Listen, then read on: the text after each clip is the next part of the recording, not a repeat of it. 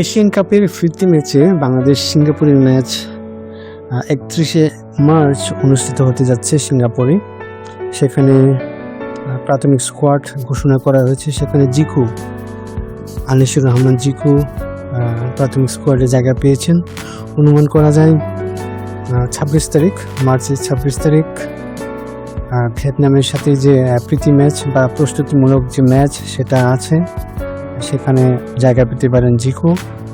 এখানে অর্থাৎ ভিয়েতনামের সাথে যদি আনিসুর রহমান জিকু ভালো করতে পারেন তাহলে সিঙ্গাপুরের ম্যাচে আমরা দেখতে পারি আনিসুর রহমান জিকুকে। অর্থাৎ অভিজ্ঞ যে আমাদের গোলকিপার মিতুল মার্মা এখান থেকে বাদ পড়ে যেতে পারেন এবং নিয়মিত হতে পারেন আনিসুর রহমান জিকু বাংলাদেশ পুরুষ জাতীয় ফুটবল দলে। সাম্প্রতিক সময়ে মিতুল মার্মা অনেকটাই নিষ্প্রভ হয়ে পড়েছেন। এশিয়ান কাপ বাছাইয়ে অনেকটাই নিষ্প্রভ দেখা গেছে এবং কিছু গোলকিপিংয়ে যে ব্যর্থতা দেখা গেছে অনেকটাই হতাশ করেছে বাংলাদেশের ফুটবল প্রেমীদের। ঘরোয়া লিগে ভালো করলেও আন্তর্জাতিক পর্যায়ে অনেকটা নিষ্প্রভ কিন্তু এই মিতুল মার্মা।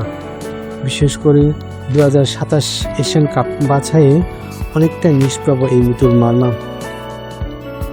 তবে সিঙ্গাপুর আগের ম্যাচে প্রাথমিক স্কোয়াডে জিকুকে দলে অন্তর্ভুক্ত করার যে প্রক্রিয়া অনেকটাই স্বস্তি এনে দিয়েছে বাংলাদেশ ফুটবল প্রেমীদের। কারণ বাংলাদেশ মূলত আরও ভালো গোলকিপিংয়ের যে নির্ভরতা সেটা চাচ্ছিলেন। আশা করি জিকু সেই যে নির্ভরতার প্রতীক হয়ে থাকবেন বাংলাদেশ ফুটবল দলে এবং গোলপোস্টে অতন্ত্র প্রহরী হয়ে থাকবেন আনিসুর রহমান জিকু।